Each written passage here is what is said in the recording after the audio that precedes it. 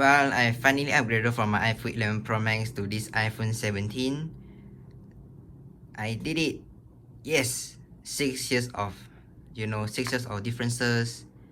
And, after the past few weeks of using it, it's actually quite a significant upgrade. Not only the display, camera, but of course the software is a lot more fluid. This is actually running the iOS 26.0, the very first version of iOS 26. And on the right is actually the iOS 18, as you can see here. And well, thank you iPhone 11 Pro Max, but in this video we are going to focus on this new iPhone 17 and reviewing it and giving you my recommendation whether you should upgrade your iPhones, your current generation iPhone, no matter which generation, to this iPhone 17 Air or even the Pro models. So let's get this video started. Alright, now let's start off with the screen size. So this iPhone 17 now has the 6.3 inches Super Retina XDR display with ProMotion technology, which means this device finally gets the 120Hz display refresh rate. And of course, on the previous generation base iPhone included the 16e, those devices has the 60Hz non-promotion technology display, which means your refresh rate is only limited to 60Hz display, which means it's actually on par with the iPhone 17 Pro, even the iPhone 16 Pro series. And of course, this device is actually built with, Ceramic Shield 2. According to Apple, it's actually called the Ceramic Shield 2, which actually 3 times more resistance to the previous generation ceramic shield, I guess. I don't know is it true or not, but as you can see, I already have some wallpaper applied. This is actually the matte finish display protector. Sorry, protector, not wallpaper.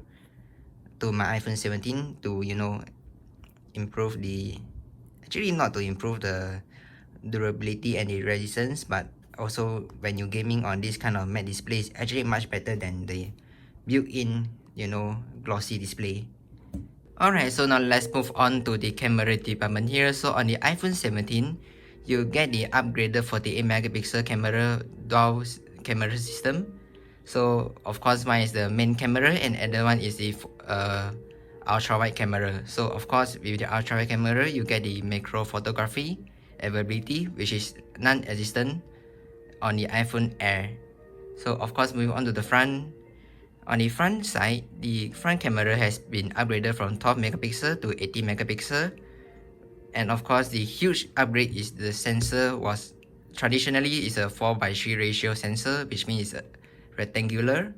But now Apple has changed it to the 1:1 ratio square sensor, which means now when you want to take a a selfie, Wi-Fi, or during even your FaceTime, you can just you don't have to rotate your phone anymore to take a selfie or Wi-Fi. You can just click this button here to either take it portrait or landscape mode. Also support center stage because iPhone 16 and the older iPhones doesn't support center stage, so which means just like your iPads or some newer MacBooks, even my iPad 9 also, you follow your faces everywhere you go. So within its range, if you like move your face around, the camera will just focus on your face. Alright, so another thing is the depth capture feature here is actually, you can't get the depth capture on older iPhones. Depth capture is only for iPhone 17 series and of course iPhone Air, which means when you turn on the depth capture feature, you can record your face. I mean, you can use the rear camera and the front camera at the same time to record everything in the same time, which means like you're recording your vlog, you can just record your everything you see on the front and of course your faces at the same time, which actually a good feature. And well, Android has these features since a long time ago, like the HTC M8, I guess. But Android doesn't have the square sensor since, so I hope every phone manufacturers can upgrade or even change it to the square sensor and just change it from the 4:3 ratio one, because square sensor is actually a lot better, practical to take a Wi-Fi selfie or even your video call conference. So just follow Apple trend, please. Thank you so much. So now, of course, let's move on to the internal. So this iPhone 17, as you can see, is a black color iPhone 17. Inside it is the A19 Bionic chip with 6 core of CPU with 5 core of GPU. And of course, this is actually the base model 256GB model, because well, I don't need a very huge storage for my phone, because I'm still using my Samsung in the meantime as my Android daily driver, so I don't need a very huge storage iPhone. And well, you know how costly iPhone is for another 256GB. Yep.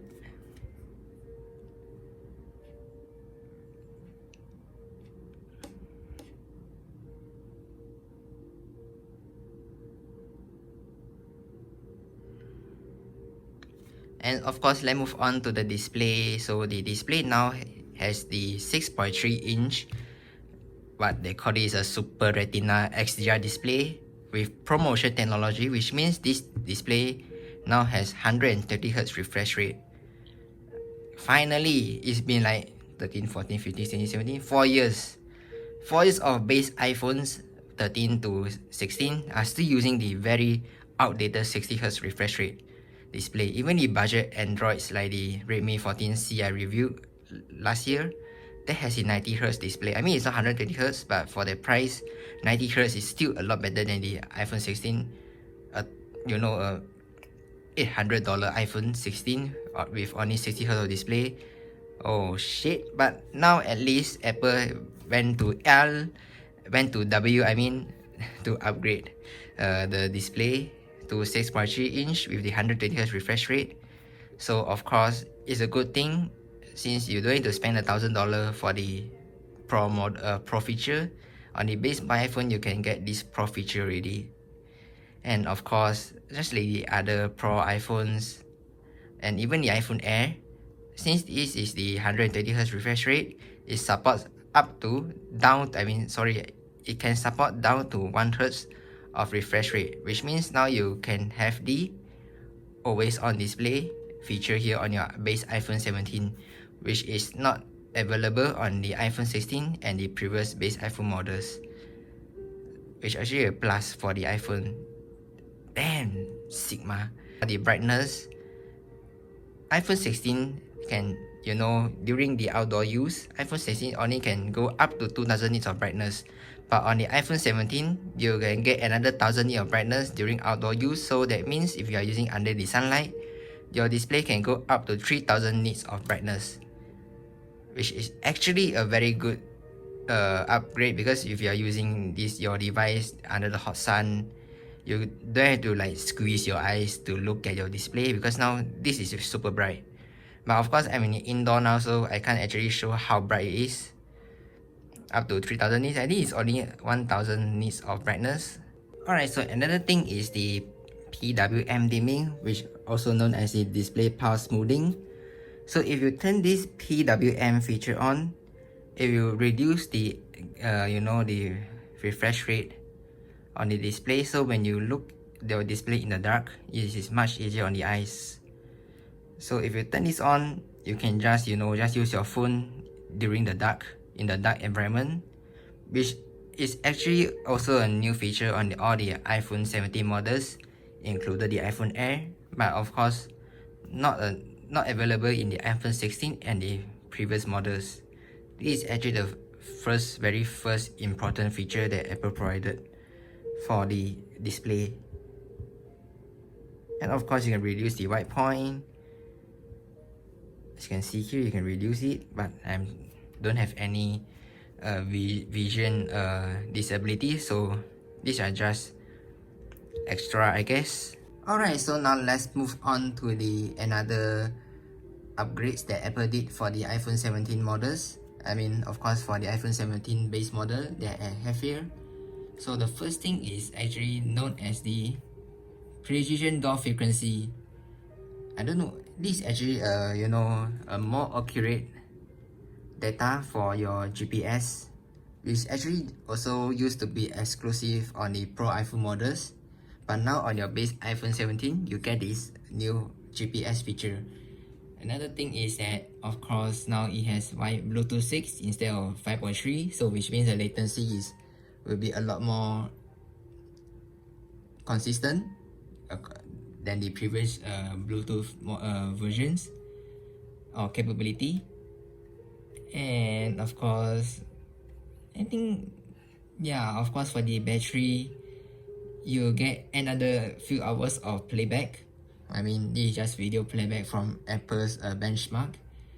But I have watched quite some testing comparison for the battery from iPhone 17 all the way back to 11. The iPhone 17 can last another few 1 to 2 hours than the iPhone 16. So of course, this is actually quite valid from Apple's benchmark. And of course, you can charge up to 50% in 20 minutes, but with 40 watts of adapter or any higher adapter with USB-C cable. Finally, not the lightning since 15 models. I mean, since the iPhone 5 to the iPhone 14 series. Yeah, thanks EU for making a better ecosystem for everyone. USB-C, universal charger cable, easier for everyone. Nice work. And I think there are quite some changes here, but they are not that huge deal to me, so you can just look at it.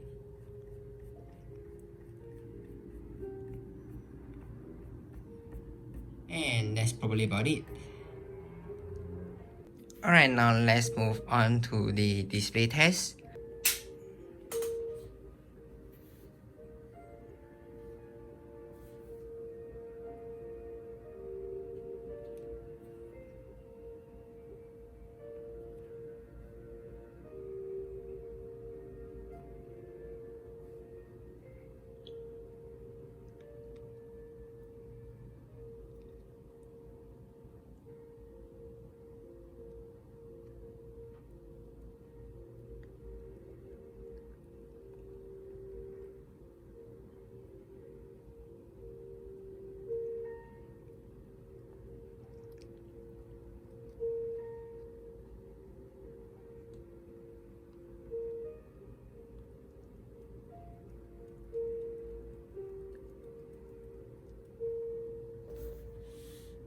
Alright, so now let's just do some comparison between my iPhone 17 on the top, iPhone 11 Pro Max on the left, and the Note 10 Plus on the right.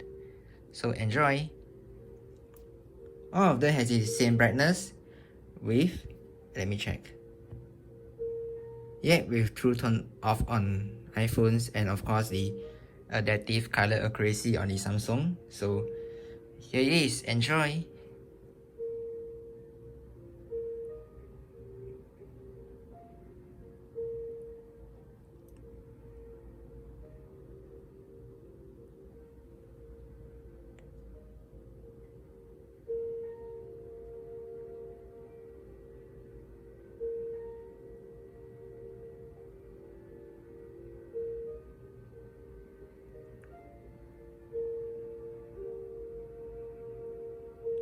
So now moving on, let's test out the speaker quality by playing this audio from Audio Library, The Sun. So enjoy!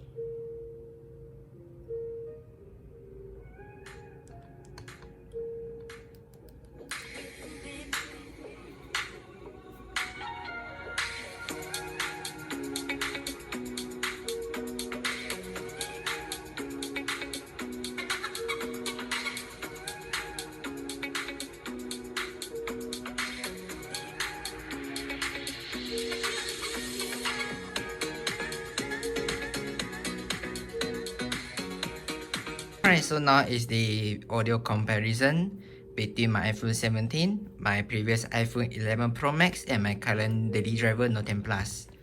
So let's start off the iPhone 17.